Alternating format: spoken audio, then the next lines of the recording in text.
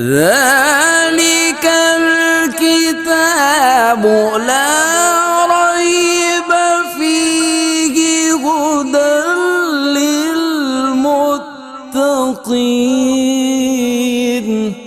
أعوذ بالله من الشيطان الرجيم. بسم الله الرحمن الرحيم.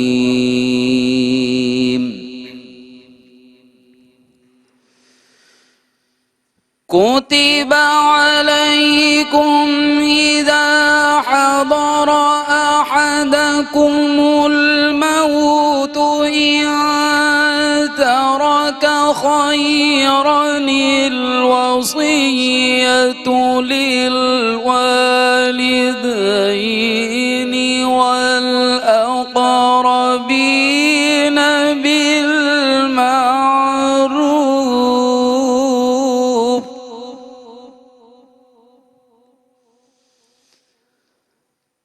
حقا على المتقين.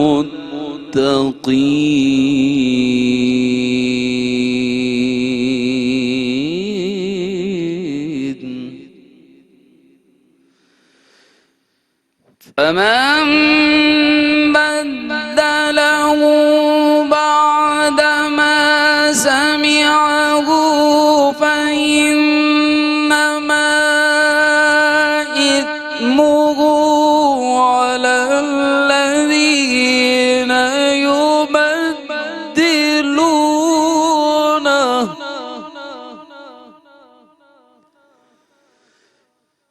إن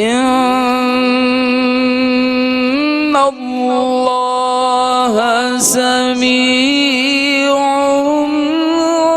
عليم.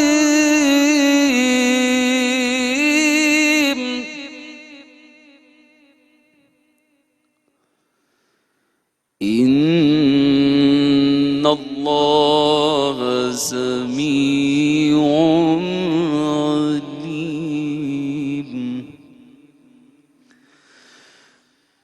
فمن خاف من موص جنفا أو إثما فأصلح بينهم فلا إثم عليه.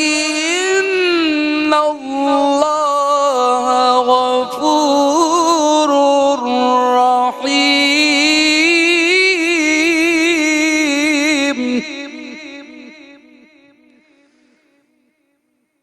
إن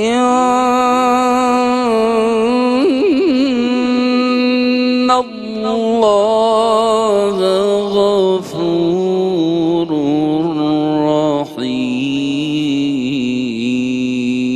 رحيم.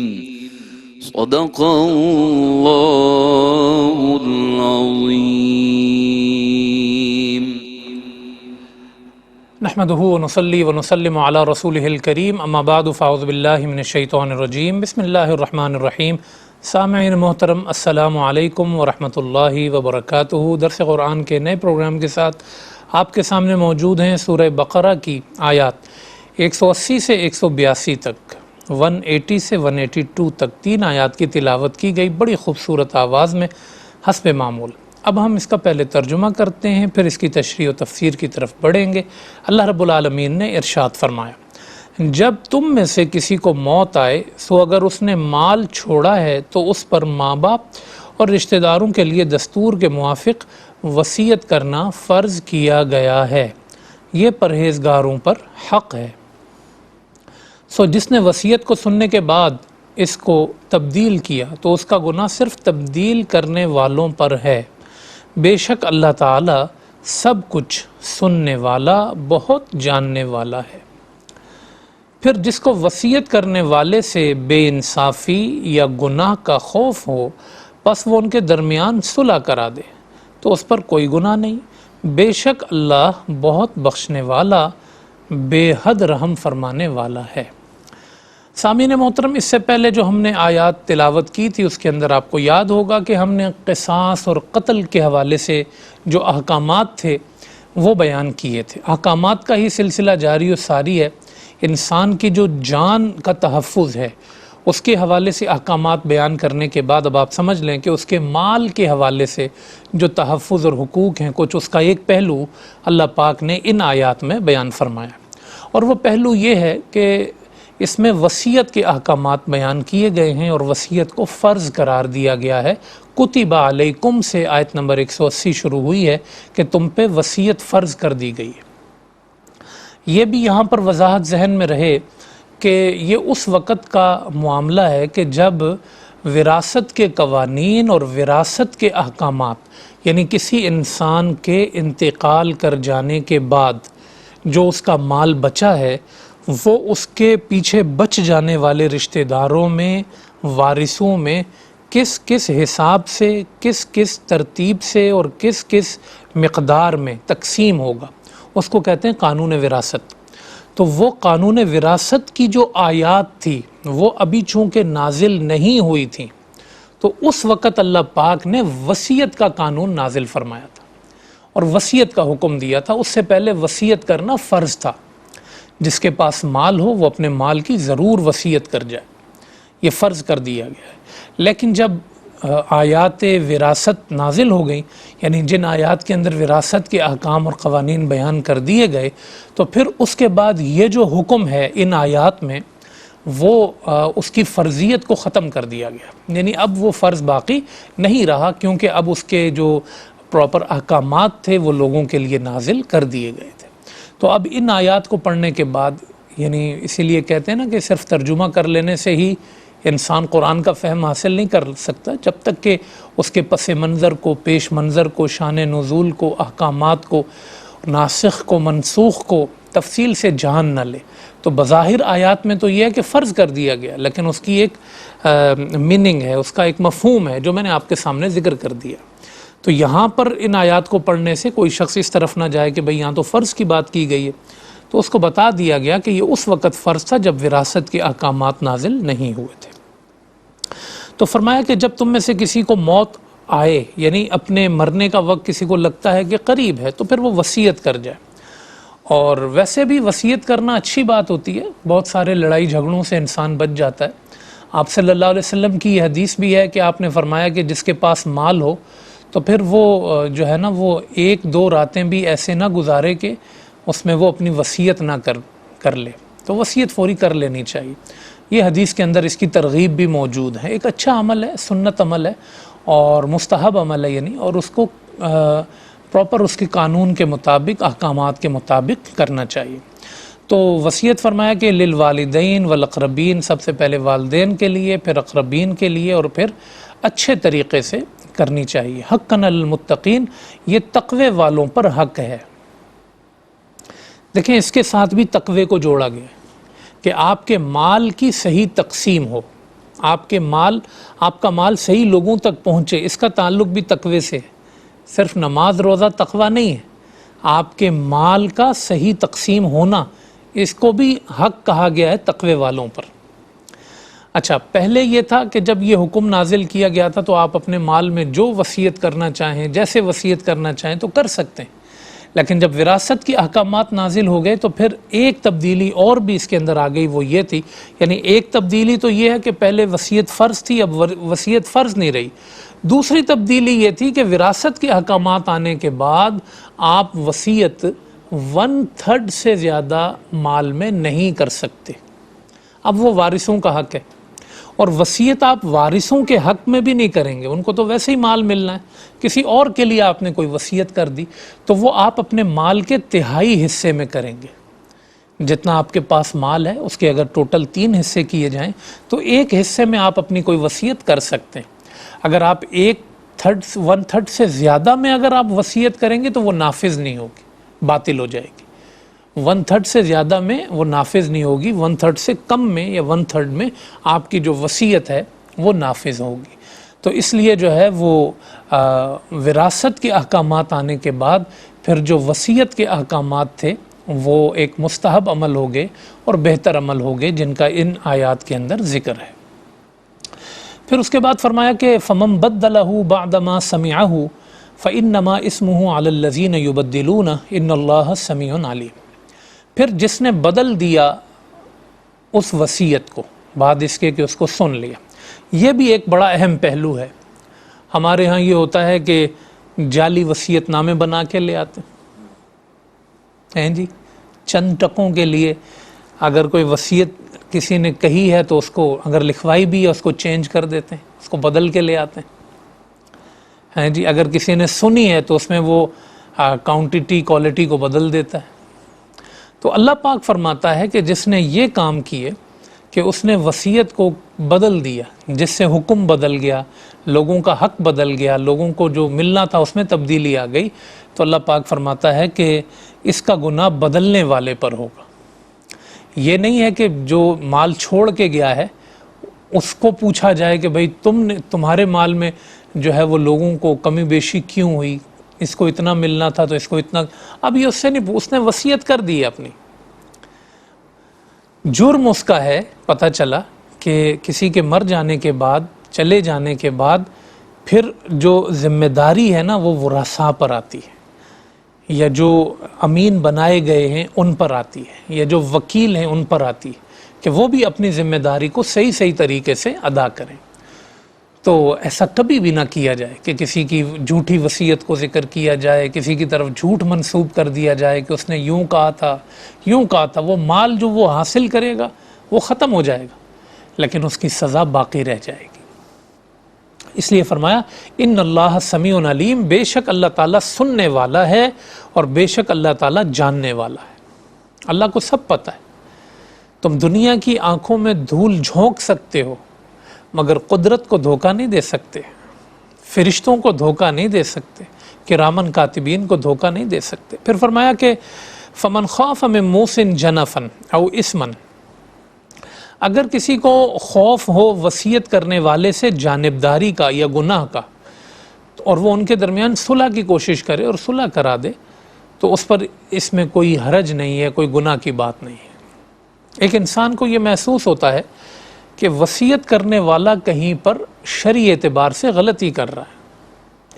ایک صاحب علم انسان ہے، عالم ہے، وہ سمجھتا ہے کہ انہوں نے جو وصیت کی ہے اس میں انہوں نے جو ہے وہ کوئی جانبداری کر دی ہے، یا کوئی خلاف شرع کسی چیز کا انہوں نے ارتکاب کر لیا ہے. تو وہ ان سے جا کر کہہ سکتا ہے کہ دیکھیں جی آپ نے جو تقسیم کی ہے، یہ جو آپ نے فیصلہ کیا ہے، یہ خلاف شرع ہے، اور آپ کے اس فیصلے سے جو ہے وہ لوگ اس کی زد میں آئیں گے. تو آپ جو ہے نا وہ اس میں صلح پر آ جائیں، یعنی صحیح راستے پر آ جائیں آپ. یا آپ کے اس عمل کی وجہ سے کسی کو زک پہنچی ہے اور وہ آپس میں آپ کی لڑائی ہو گئی، تو اس کو آپ ٹھیک کر لیں، آپ غلطی پر رہیں. فمن خاف من موص، وصیت کرنے والے سے اگر کسی کو خوف ہو، جنفن جانبداری کا، وہ اسمن یا کسی گناہ کا، فاصلح بینہم، تو ان کے درمیان سے. اسی طرح ایسا بھی ہو سکتا ہے کہ جب وصیت کر دی گئی تو وصیت کر دینے کے بعد جب جو موصی لہ ہے، یعنی جس کے لیے وصیت کی گئی ہے، اس کے پاس کسی عالم دین نے دیکھا کہ ان کے پاس جو وصیت کی گئی ہے ان کے بڑوں کی طرف سے، تو اس میں کچھ امور خلاف شرع آ گئے، تو وہ ان کے پاس بھی جا سکتا ہے اور جانا چاہیے. ان کو جا کے انفارم کرنا چاہیے کہ آپ کے بڑوں نے جو تقسیم کی ہے اس کے اندر یہ چیز خلاف شرع ہے، تو آپ اپنی اس چیز کی اصلاح کر لیں. تو اب اس میں وہ یہ نہیں کہہ سکتا کہ نہیں یہ تو میرے باپ نے ایسا کیا ہے، میرے دادا نے ایسا کیا، میں کیسے اس کو چینج کر سکتا ہوں. نہیں، باپ اور دادا سے بڑا حکم اللہ کا حکم ہے، اور اثر جو چیز ہے وہ خدا کا دین ہے اور خدا کا بنایا ہوا قانون ہے. تو اگر اس میں غلطی ہو گئی ہے تو آپ وصیت کرنے والے تک پہنچ سکیں، اگر ایک صورت یہ ہے، یا پھر جن کے لیے وصیت کی گئی ہے ان تک پہنچ سکیں. جو علم رکھنے والا ہے تو وہ پہنچ جائے اور ان کی اصلاح کر لے. اور لوگوں کو جب دین کی بات آئے تو قبول کر لینا چاہیے. اور الحمدللہ ہم نے معاشرے میں بہت سارے لوگ، عموماً ہم ایسے ہی لوگ دیکھتے ہیں کہ جن کو یہ بتا دیا جائے نا کہ بھئی آپ کی وراثت میں، وصیت میں، شریعت کے احکامات میں یہاں آپ سے یہ غلطی ہو رہی ہے، تو وہ جب غلطی کو دیکھتے ہیں نا تو کہتے ہیں اچھا اس میں میرا نقصان تو ہے، یعنی ٹھیک کرنے میں میرا نقصان تو ہے، لیکن مجھے قبول ہے، میں تھوڑا مال تو قربان کر دوں گا، اپنے رب کی رضا قربان نہیں کروں گا. بے شمار کیسز میں نے ایسے دیکھا. الحمدللہ اللہ ایسے تمام وارثین کو، ایسے تمام ایمان والوں کو جزائے خیر عطا فرمائے. جو رب کے حکم پر مال تو چھوڑ دیتے ہیں مگر اپنا ایمان نہیں بیچتے، اپنے آپ کو خدا اور رسول کے حوالے کر دیتے ہیں، پھر اللہ ان کے مال میں برکت بھی دیتا ہے، اور ان کو مال زیادہ ملے نہ ملے، دنیا تو دنیا ہے، یہاں تنگی بھی آتی ہے، مشکل بھی آتی ہے، اس میں یہ تھوڑی ہے کہ یار تنگی آ گئی ابھی اس کا مار لو اس کا مار لو، یہ تو حکم نہیں، تو پھر تو آپ خدا کی تقسیم پہ راضی نہیں ہیں۔ اصل تو بات یہی ہے نا، یہیں تو آ کے چوٹ پڑتی ہے، یہیں تو آ کے بندے کا پتہ چلتا ہے کہ وہ کتنا مومن ہے۔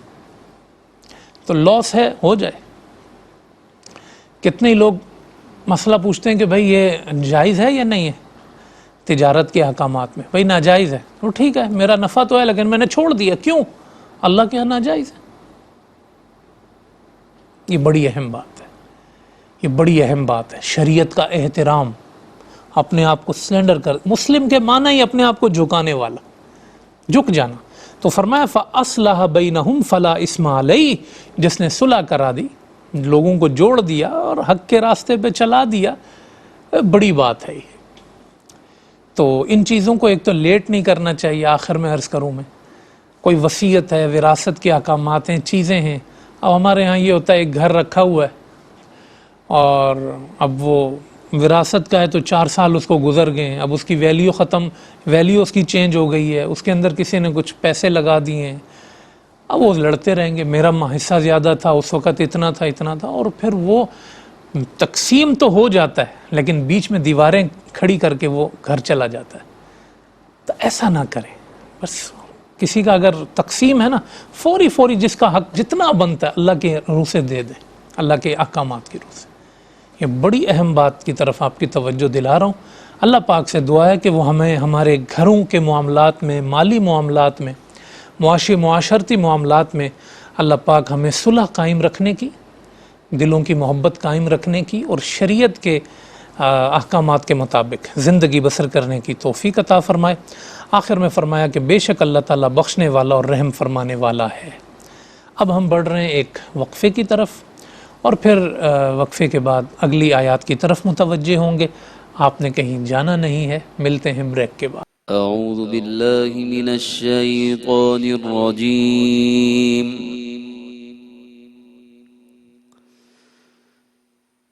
بسم الله الرحمن الرحيم يا أيها الذين آمنوا كتب عليكم الصيام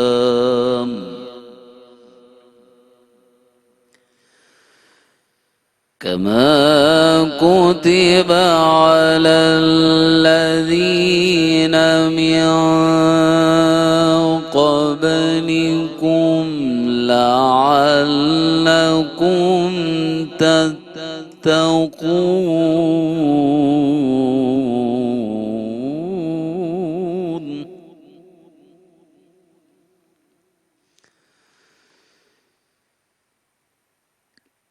كما كتب على الذين من قبلكم لعلكم تتقون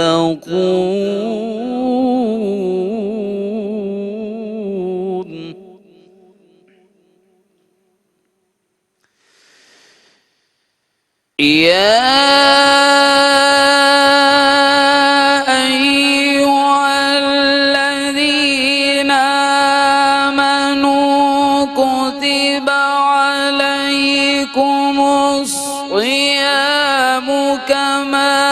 كتب على الذين من قبلكم لعلكم تتقون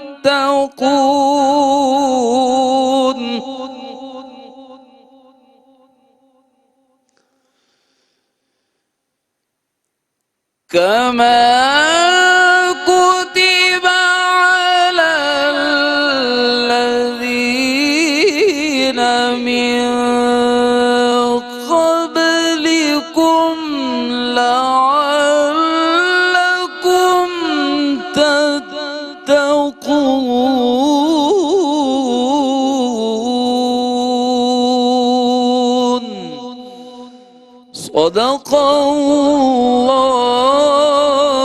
العظيم.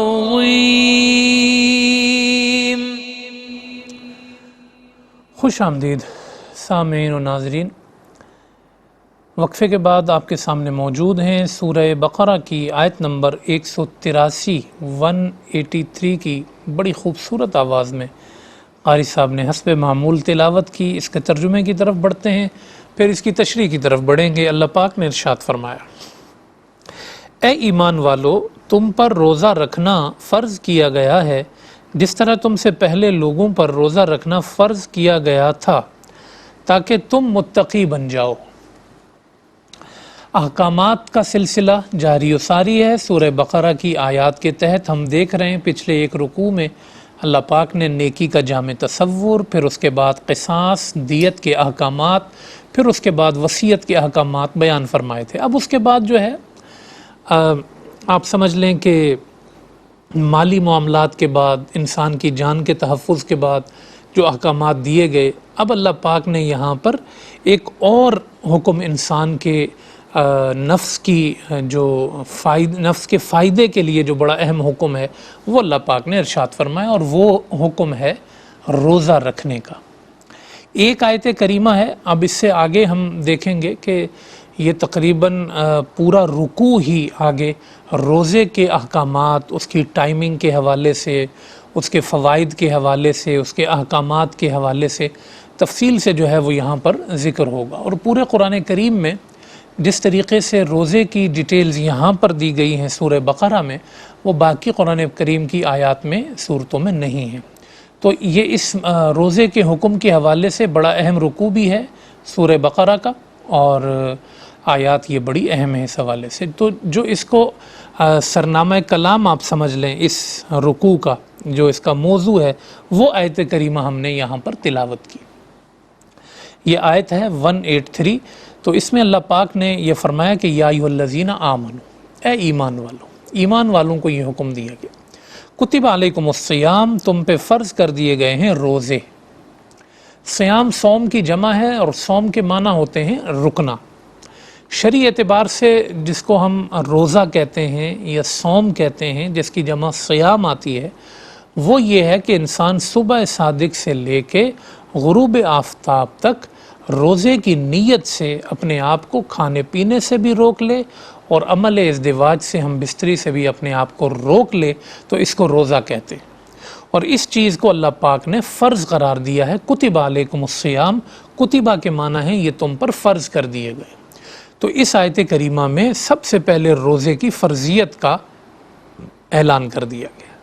جیسے نماز فرض ہے، جیسے زکوٰۃ فرض ہے، تو یہ اسلام کا تیسرا حکم آپ دیکھیں آ گیا، روزہ، یہ بھی اللہ پاک نے فرض فرما دیا. اور یہ جو فرائض ہیں یہ معاشرے کی جان ہے. یہ آپ سمجھ لیں کہ جس طرح ستون ہوتے ہیں نا، یہ اس طرح یہ چار چیزیں تو ستون کی طرح قائم ہیں، جس میں نماز، روزہ، زکوٰۃ، حج ہے، اور کلمہ طیبہ ظاہر ہے، ان کی بھی بنیاد ہے. تو یہ ایک ستون کی طرح ایک عمل ہے. ہمارے ہاں معاشرے کے اندر جو ہے نا، وہ اس کی فرضیت کی اتنی جو اہمیت ہے نا، وہ قائم نہیں رہی ہے. اب کھانا پینا بڑھتا جا رہا ہے کھلے عام. ہم ماہ رمضان میں دیکھتے ہیں کہ لوگ یہ عمل کر رہے ہوتے ہیں اور کوئی ان کو پوچھنے والا بھی نہیں ہوتا. اور دیگر ممالک کے اندر، خواہ وہ اسلامی ممالک ہوں، ایک آدھ دو کے علاوہ ایک ماحول بلکہ روزے کا نظر ہی نہیں آتا ہے. آپ اگر چلے بھی جائیں گے تو آپ حیران ہوں گے کہ آپ پوچھیں گے کیا یہ اسلامک کنٹری ہے؟ اس کے اندر تو ایک روزے کا ماحول لگ ہی نہیں رہا، افطاری کا ماحول لگ ہی نہیں رہا. ہمارے پاکستان میں الحمدللہ بہت بہتری ہے دیگر ممالک کے اعتبار سے، مگر پھر بھی یہاں پر بھی اس کی جو فرضیت کا جو پہلو ہے، وہ جس طرح ہم لوگوں کی غفلتیں بڑھ رہی ہیں، اور جس طریقے سے دینی احکامات کا ایک جو ماحول ہوتا ہے، دینی احکامات کی ایک اہمیت ہوتی ہے اور اس کی جو احتیاط ہوتی ہے، وہ جیسے جیسے چیزوں میں کم ہوتی جا رہی ہے، ویسے ویسے جو ہے اس کے اثرات ہمیں معاشرے میں نظر آتے ہیں. تو کسی چیز کو اللہ کی طرف سے فرض قرار دیا جانا نا، یہ آپ سمجھ لیں کہ اس کا مطلب ہے کہ نو آپشن. آپ کے پاس اس کے علاوہ کوئی آپشن نہیں ہے، کوئی بہانہ نہیں ہے آپ کے پاس، کوئی آپ کے پاس عذر نہیں ہے. ٹھیک ہے نا، بچنے کا اللہ نے فرض کر دیا تو اس کو پھر فرض کی شان سے رکھیں. آپ کا روزہ اس طریقے سے ہو کہ اگلے کو پتہ چلے کہ واقعی نا یہ ڈرا ہوا ہے، اس کے اوپر ایک فرض، ایک بوجھ ہے. یہ بوجھ سے مراد یعنی کسی چیز کی ذمہ داری ہے اس کے اوپر، وہ محسوس ہونا چاہیے کہ انسان اس کے اندر کتنا زیادہ جو ہے نا وہ اللہ پاک سے کمنٹڈ ہے کہ میں نے یہ ضرور یہ چیز کرنی ہے اور اس میں غفلت نہیں کروں گا. ہمارے یہاں چھوٹے چھوٹے بچوں کو بھی روزہ رکھانے کا ایک خوشی ہوتی ہے کہ ہمارے بچے نے پہلا روزہ رکھا، پھر اس کی افطاری کرانا. یہ اس طرح یہ ذوق و شوق ہیں لوگوں کے، یہ اپنی اولادوں میں منتقل کرنے چاہیے اور اس کی خوشی منانی چاہیے کہ ہماری اولادیں بھی اللہ کے فرضوں پر عمل کرنے والی ہیں، ان کا خیال اور دھیان رکھنے والی ہیں.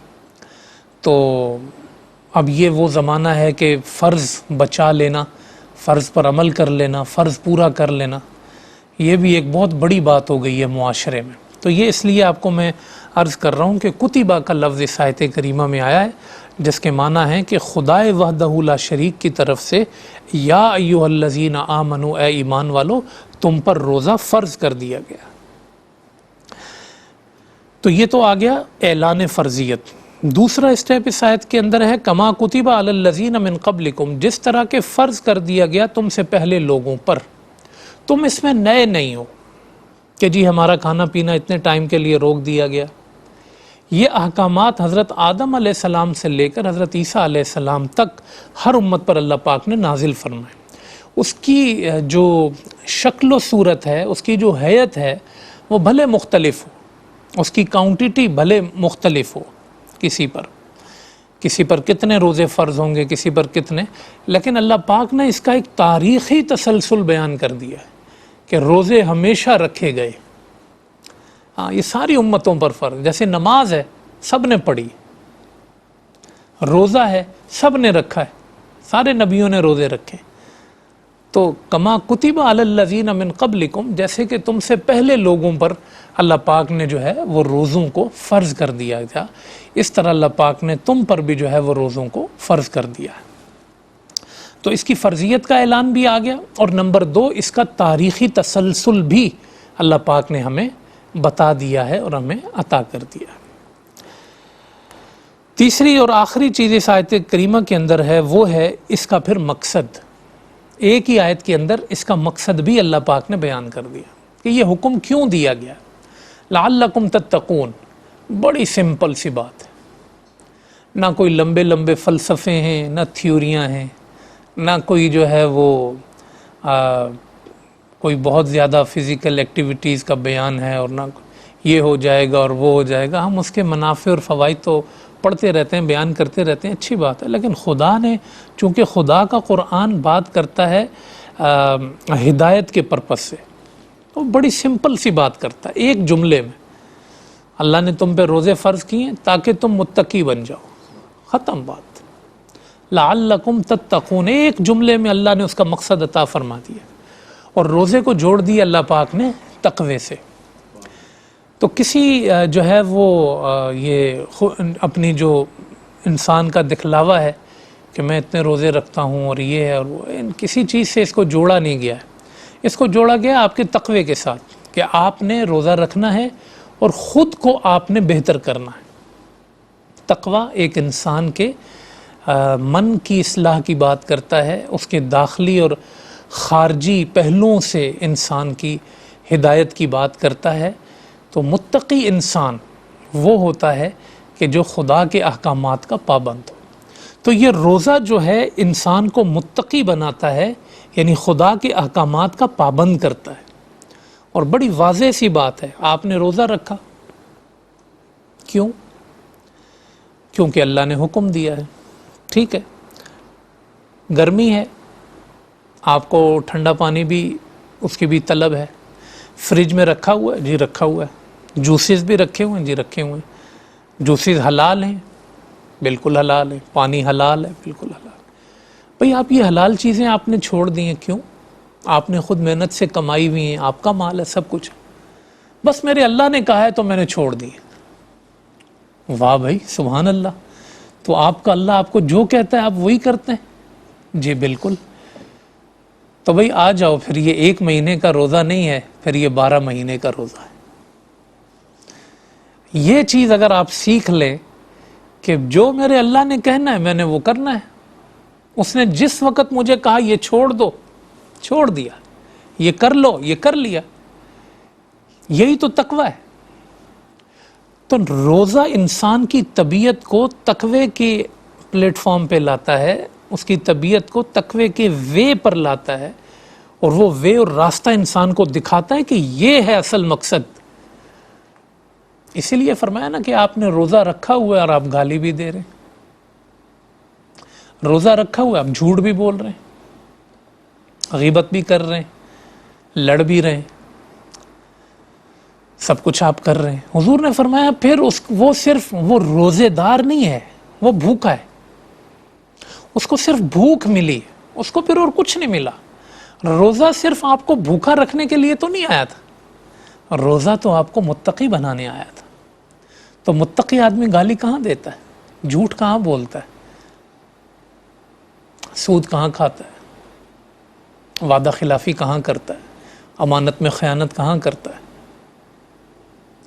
تو جب آپ کچھ چیزوں کو ترک کرتے ہیں اللہ کے کہنے پر، تو یہ آپ کو ساری زندگی کی دعوت ہے، ساری زندگی کی آپ کو دعوت ہے کہ اب آپ نے اللہ کی راہ میں رہنا ہے، اور یہ پورا 1 مہینہ پریکٹس ہے۔ دیکھیں خدا کا کتنا کرم ہے، مہینے بھر کے روزے فرض ہیں رمضان المبارک کے۔ تو پھر انسان کی طبیعت جو ہے وہ مائل ہوتی ہے، اور اس کو یہ ایک بوسٹ مل جاتا ہے، اس کو انرجی مل جاتی ہے، اس کو چارجنگ مل جاتی ہے، اس کو پورے مہینے پورا سال اللہ کے حکم پر عمل کرنے کی۔ اسی لیے دیکھیں نا کہ آپ صلی اللہ علیہ وسلم یہ فرمایا کرتے تھے کہ تمہارے بچوں میں جس کی نکاح کی عمر ہو جائے اس کا نکاح کرا دو، اور جس کو نکاح کی سہولت ہو وہ کر لے، اور جس کو نکاح کی سہولت نہ ہو فرمایا وہ روزہ رکھا کرے، کیونکہ روزہ رکھنے سے انسان بد نظری سے بچتا ہے۔ روزہ رکھنے سے انسان کی جو رگیں ہیں وہ شیطان پر تنگ ہوتی ہیں، شیطان دوڑتا ہے نا رگوں میں، تو روزہ رکھنے سے آپ اس کا گلا دباتے ہیں، شیطان کا کمزور پڑتا ہے، وہ کمزور پڑتا ہے تو آپ کی روحانیت مضبوط ہوتی ہے، یہ جذبہ مضبوط ہوتا چلا جاتا ہے کہ خدا کے حکم پہ عمل کرنا ہے، اور شیطانیت کمزور ہوتی چلی جاتی ہے روزے سے۔ تو اس کو اللہ پاک نے ڈھال بھی قرار دیا ہے، الصوم جنہ،